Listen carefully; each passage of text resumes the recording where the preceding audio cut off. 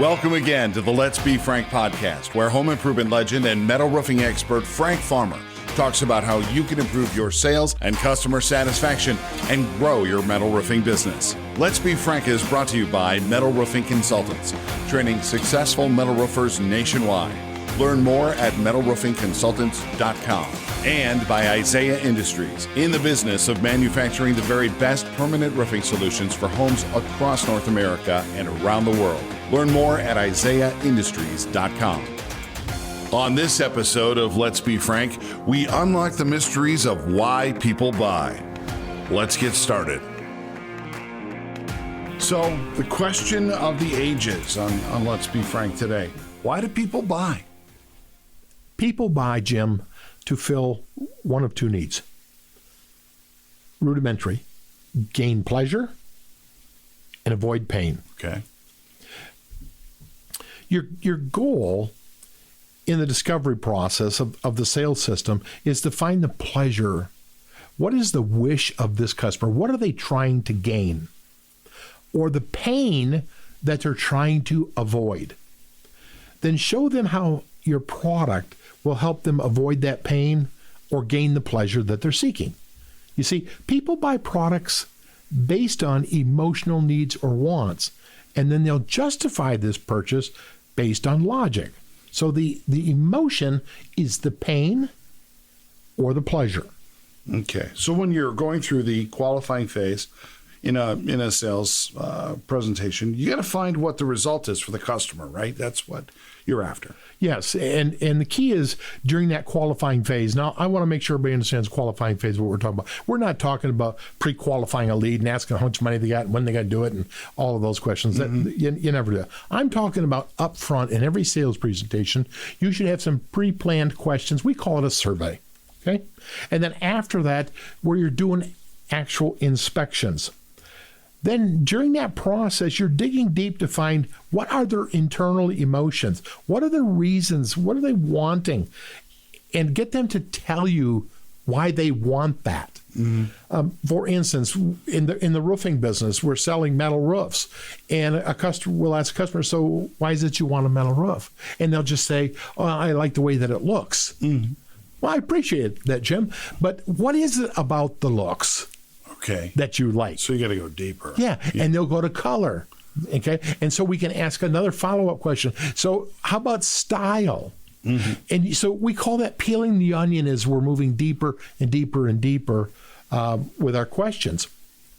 When you start asking these questions and you connect with people and their emotional reasoning of why they want it, and then you start to listen intently, and not formulate another question, but feed off of their answer for the next question, you're going to find yourself in a situation of tremendous power, knowing exactly what they want. They're basically telling you how to sell them. Okay, is what they do. Here's the roadmap. Okay. Yeah, it's great. And so with questions, the customer starts to see tremendous value in your questions when your questions are about what they want. Just to blanketly ask them 10, 15, 20 questions, they're like, why are you doing this? Yeah. Because they don't get the point. They're not following the roadmap. Okay. Do all customers have problems that need to be uncovered? Or do they know their problems? They think they do. Or they think they don't have any problems. Okay. And they generally will tell you right up front. Those who know they have a problem and are eager to find a solution for it is one type of person. Another type are those who are somewhat informed or aware that they might have a problem. They're not quite sure maybe how to deal with it. Then they may not be aware of the consequences of if they don't solve that problem. In other words, it's just not a priority for them.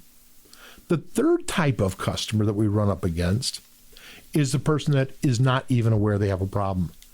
For instance, in our metal roof business, they're buying a roof because they want a green one. And they seen a neighbor one, so they thought they'd get a price for 2 or 3 years down the road, so they can start saving up their money. They're not even aware that they have a problem. And I will tell you, Jim, they're the easiest to sell. Really? Why is that? Well, imagine this. They don't think they have a problem. Okay. You go through and you do a survey and they tell you over and over they don't think they have any problems. You start to find out why they want it. It's all based on beauty, based on this, when they're going to make the house look good. And you can get into, do you want to be the showcase of the neighborhood, et cetera, et cetera.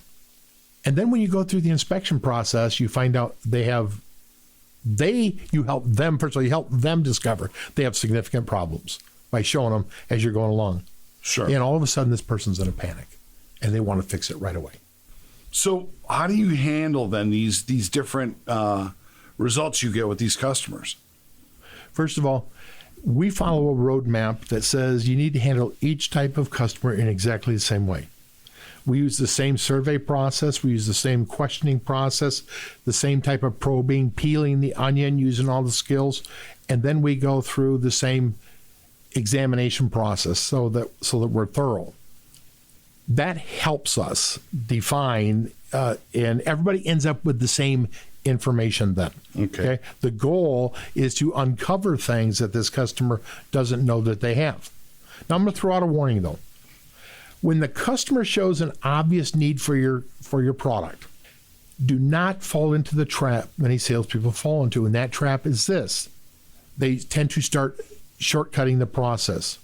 They start talking about what the product was going to do for them. Mm-hmm. Maybe before they got the inspection, because during the survey, the customer's saying, I know I want one of your roofs. I know I'm going to, I want this. And they're all excited about it. And you think that they have all the information. Oh. So you shortcut your system. They never get the point that they discovered they had huge problems that need to be solved today. So the urgency step gets missed and you miss the sale. What's going to happen, though, is when you start running your mouth up front and you're positive they're going to do business with you, you start giving them solutions. You start saying things like, well, what's causing this problem over here is this, and this, and what needs to be done is this. And then you refer to another one, and you go to another one, and you say, that shingle over there is deteriorating. A lot of people are having it. That's just a problem. They've been having a lot of bad batch of shingles. Some of them don't have that. And you start running your mouth, and this customer starts making some assumptions.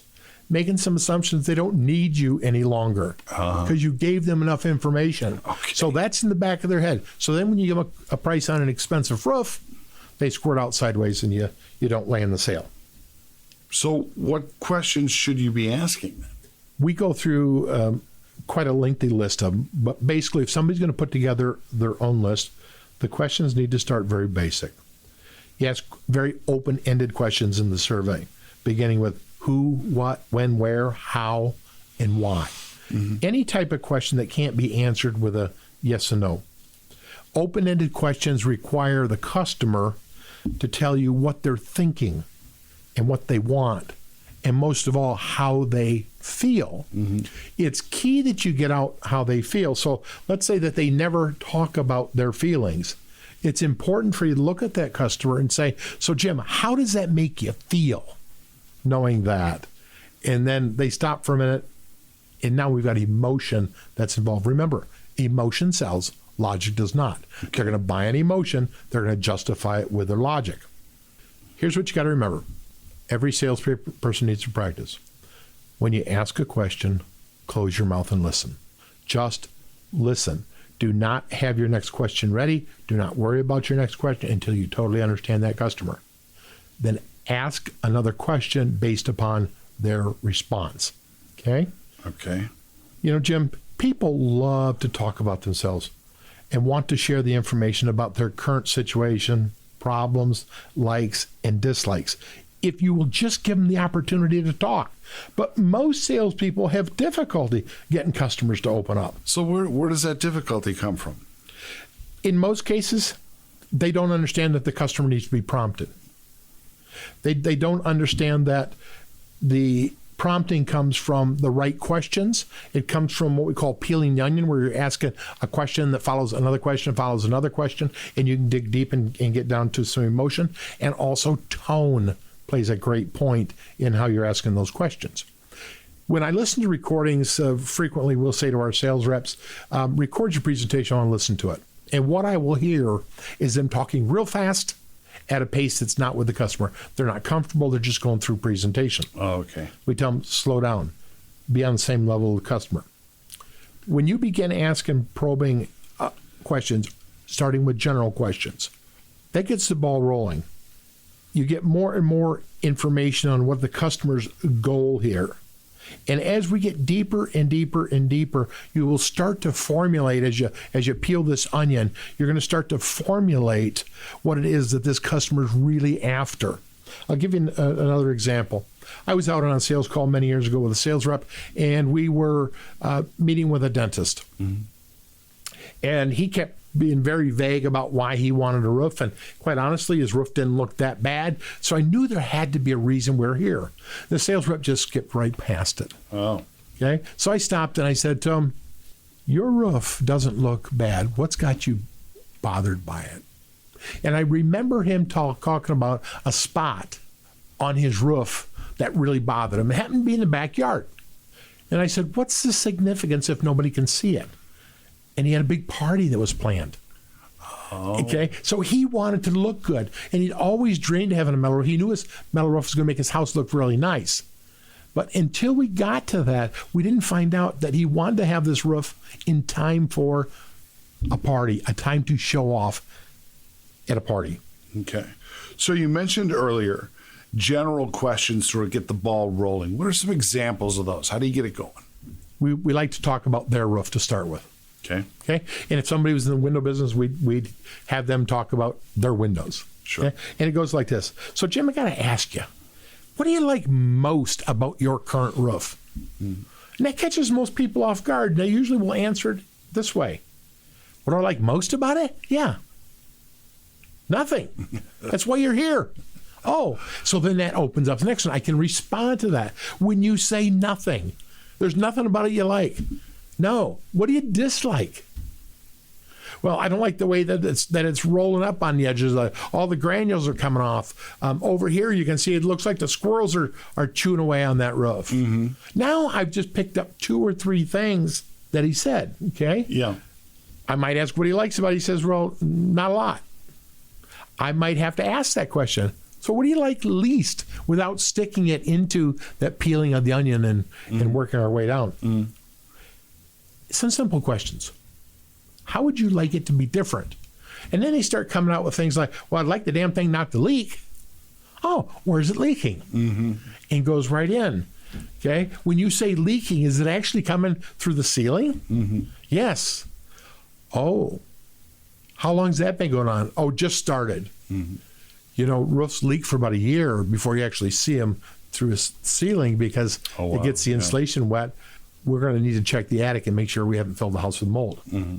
Now, all of a sudden, I've got a lot of emotion going early in this survey of something he never even thought about. Yeah. Okay? He has huge concerns. Might ask him about the design of it. If you could design the perfect roof to meet your needs, what would it do? Some will be utilitarian in what they say. Just want the darn thing not to leak. I might talk about the ice. Mm-hmm. They might talk about problems that they've had with this roof for years. Nobody's been able to solve. One gentleman told me, I put 4 roofs on this house. Oh, jeez. I've never been able to fix this problem over here. Mm-hmm. And he didn't think anybody's ever going to fix it. That's what people would tell him when they couldn't fix it. Well, nobody's going to fix that problem. Okay? So understanding that in their anxieties helped me in the sales process. So I want to discuss things regarding their likes, their dislikes, wishes, dreams, and when they hit on something painful, like that gentleman that already put 4 roofs on that couldn't fix the leak at the wall. Yeah. I wanted to dig into that and make that painful. He'd been living with a long time. Let's open up the wound because I need a lot of emotion here. Mm-hmm. He doesn't think anybody's can fix it. So I might ask a question like this. So after you put the second roof on and that spot leaked, what were you thinking? He'll say, how'd that make you feel? Yeah. I hated it. I spent a lot of money. But then you did it a third time. Yeah. I bet you at this point, Betty, you were getting involved and wondering if this is ever. Oh, yeah. Mm-hmm. Yeah. And then my wallpaper got stained. And you know, Frank, you just can't fix one section of wallpaper. You got to re-wallpaper the whole room. Now I understood her pain. Yeah. See, she's never been able to decorate around that area, and that bothered her. Mm-hmm. So now I really had something to work with for both of them. So how much time do you spend in this process, this questioning process? You spend as much time as needed in what I call phase one or questioning. It's an important process to gain as much general information and as exact information as you possibly can. Keeping in mind, though, that you can't keep creating questions for the sake of having questions. If you have no more questions to ask that are genuine or planned out, then you're going to save your presentation when you get to the inspection phase. Okay. Because you keep asking questions. Customers, they start to get a little upset. Yeah. I'm sure they start to feel like they're being interrogated. Yes, they do. If you're a good listener, this is the hard part for salespeople. If you're a good listener, the customer never feels interrogated. Okay. Because you're there to help them. But if if your questions all get a one-word response, everything's dead end because that's the way you position your questions. In other words, you didn't practice in private on how to do this. Then you're going to have great difficulty, and the customer's going to feel like they got interrogated. So you're looking for genuine interest, caring. Your customer's got to feel comfortable, and like there's a point to these questions. Yes. The whole point of the question is, I want to help you. The theme in a presentation should be, if you know the information that I'm going to share with you, nobody's going to be able to take advantage of it. So you become the knight in shining armor to save them and to help them and to explain why that section of the roof maybe has always leaked because somebody didn't have the right tools, expertise, whatever to fix that problem, and how you're going to address that problem so they never have that problem again. Okay, so as we wrap it up, any final words of wisdom? Yes, I would say this for salespeople: get the dollar signs out of your eyes. When you stop treating your customer as a paycheck and you put their needs first, you'll be on your way to earning a lot of money, more money than you can imagine if you put them first. Change the way you're thinking. The way you should be approaching a house, a home, a customer is, how can I best be of service?